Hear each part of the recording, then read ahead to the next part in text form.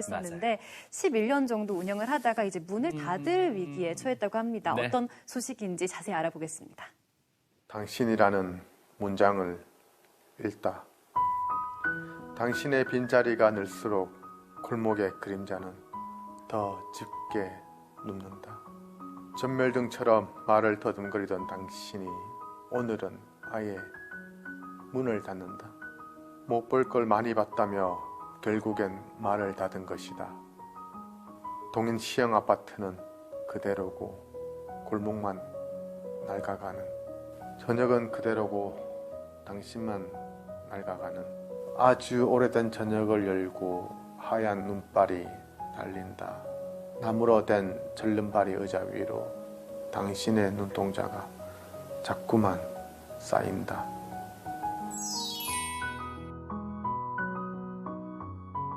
처음부터 이렇게 난해하게 써야 되겠다 하고 시작을 하신 거예요? 아니에요. 감정으로 쓰시는 분도 한테도 소통이 되고 이성으로 쓰시는 분한테도 소통이 되는 시를 쓰고 싶어가지고 그거를 공부를 했던 거예요, 사실은. 근데 그거는 진짜 어려운 거구나. 촉촉한 특강이라고 오늘이 41번째예요. 촉촉한 특강에 걸맞게 이게 담소 나누듯이 이렇게 촉촉히 대화를 나누고 작가의 작품 세계 그리고 삶에 대해서 질문하고 답하고 작가를 더 세밀하게 깊게 알아보는 그런 강의로 보시면 될 것 같습니다.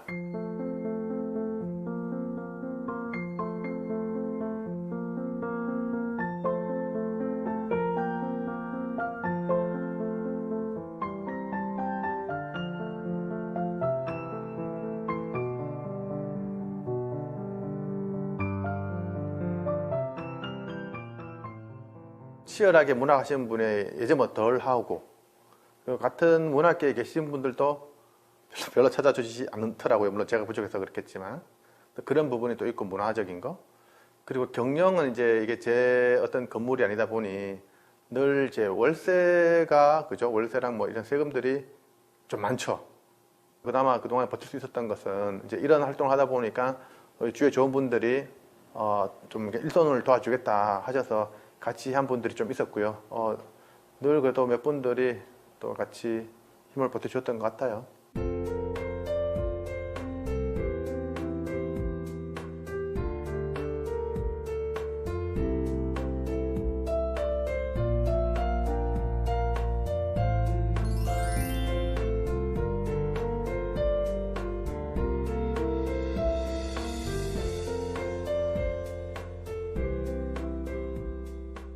건강 때문에 한참 좀 이렇게 마음이 힘들었던 적이 있었는데, 그러면서 제가 하고 싶었던 거를 더 늦기 전에 해봐야겠다 생각을 하고 오게 돼서 딱 거기에 맞는 위로도 받았고, 또 프로젝트에 참여하면서 책도 하나 같이 내게 되면서 그게 저한테 너무 좋더라고요. 여기는 소극장 같은 그런 느낌도 있었고, 또 개인적인 얘기를 많이 하면서 그때 많이 마음의 위로를 받고 간 적이 있어요. 그래서 형태가 크다고 해서 위로받는 게 크지는 않다는 거, 그걸 느껴가지고 저한테는 나름 좀 소중한 공간으로 느껴졌어요. 보통 작가들이 일반 대중분들하고 소통을 할 수가 없는데 책을 중심으로 또 소통을 할 수가 있어요. 그래서 그런 부분에서 굉장히 좋은 것 같습니다.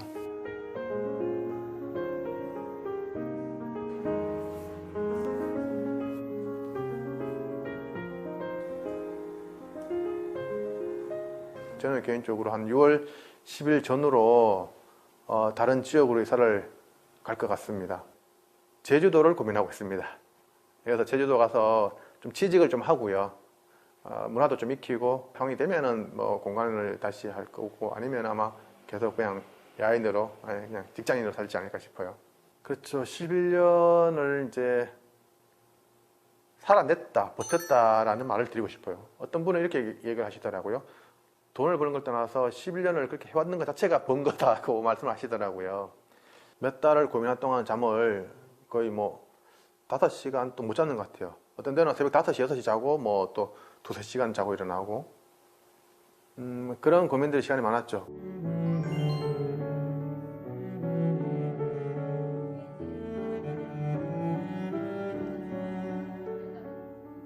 이 책을 약간 내용이 너무 어렵기 때문에 그 페이지 수가 또 많으면 사람들이 어려워하거나 또 접근이 쉽지 않을 것 같은데 한 몇 페이지 정도 분량을 생각하고 계세요? 그 페이지 수는 한 300페이지를 조금 넘어가는 젊은 작가들 출판도 이렇게 내주고 다양한 프로그램, 뭐 시청자기든 뭐 실기든 뭐 띠까시든 우리 시민분들이 문학을 좀 더 친숙하게 다가가고 또 욕심이 내셔서 또 작가로도 가보고 그런 프로그램을 많이 좀 했었거든요. 청년 여행작가 양성학교 해가지고 대구시랑 지역을 좀 알리고자 청년 여행작가 양성학교를 원래 3회째 하고 있거든요. 모음이를 이렇게 붙이신다는 말씀. 그렇죠. 이거 사람 모양. 글자로 형상을. 그렇죠. 나는 그런 느낌이지. 그 조명이 있으면은 빛이 달라질 거거든. 많이 쏘면은 흰 벽에 그림이 그려지는 거예요. 아, 이게 지혜가 별. 그렇지. 흰 벽. 그 개인 공간이기도 하지만 개인 사업장을 넘어서는 공간이기도 하거든요. 시민들의 마음 함께 해줬던 분들의 마음도 있고 또 그분들은 슬퍼하거나 안타까워 시간도 필요할 것 같아요. 그래서 어떻게든 몇 달 더 버텨보는 건데 그럼에도 불구하고 이제 그 몇 달 동안 그러면 이제 시간을 낭비할 건 아니고요. 알차게 쓰고 또 할 수 있는 데까지 최선을 다하기 위해서. 아이고 안녕하세요. 네 반갑습니다. 어서 오세요. 네네네. 선생님. 네. 반가워요. 네네. 선생님 잘 지냈어요? 네. 시를 써보게 하는 거죠. 시민분들이 오시면은 조립을 해서 본인이 직접 이렇게 낱말시 써보는 거 이런 것도 있고. 깜짝 놀랄 만큼 좋은 공간. 괜찮죠? 네, 여기 맞습니다. 다락헌 시인학교에 재작년에 우리 초대 강연으로 오셨었거든요.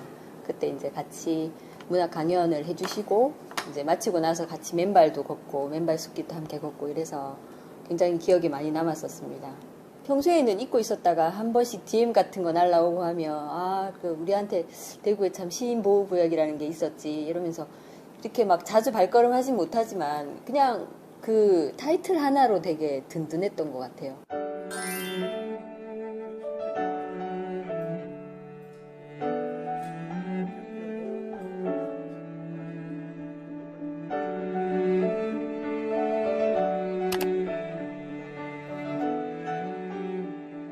시인보호구역을 10여 년 동안 그렇게 이제 끌고 왔는데 얼마나 우여곡절이 많았겠습니까?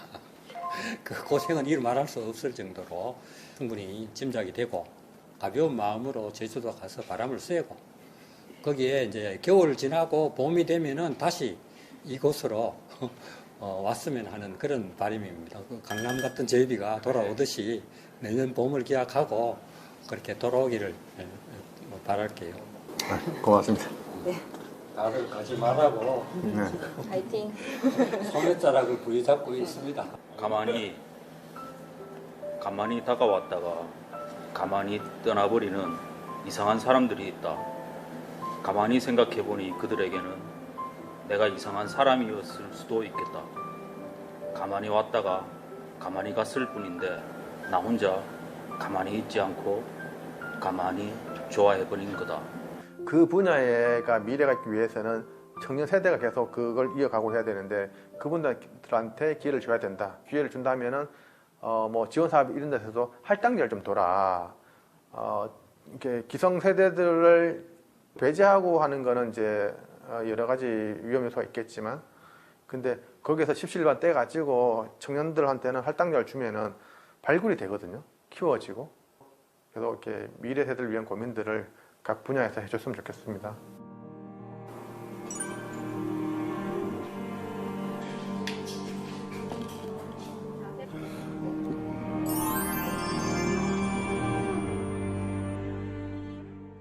마지막이라는 말에는 석류알처럼 붉은 슬픔이 잠들어 있다.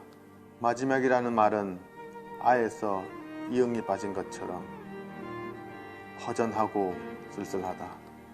물론 당신이 떠난 날도 여러 날 그러하였다.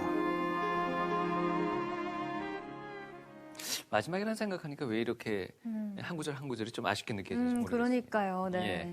최근 들어서 이 통계 자료 보니까요. 성인 인구의 절반 이상이 1년에 책 한 권도 읽지 않는다고 합니다. 네. 그렇듯 자꾸 해서 이런 문화 산업이 침체되다 보니 시인 보호구역 또한 그 맞아요. 많은 고초를 겪을 수밖에 없었을 것 같아요. 공간이 참 아늑하고 좀 편안하고 따뜻한 느낌이 들긴 듭니다. 네. 근데 영상에서 11년간 살아냈다, 버텼다라고 그렇죠. 했었는데 정말 그간 벌어왔던 이 경험들 시인분께도 그렇고 우리 지역 문화계도 아주 큰 자양분이 됐을 것 같고요. 앞으로 저희도 계속 응원하고 있겠습니다. 네. 오늘 준비한 소식은 여기까지입니다.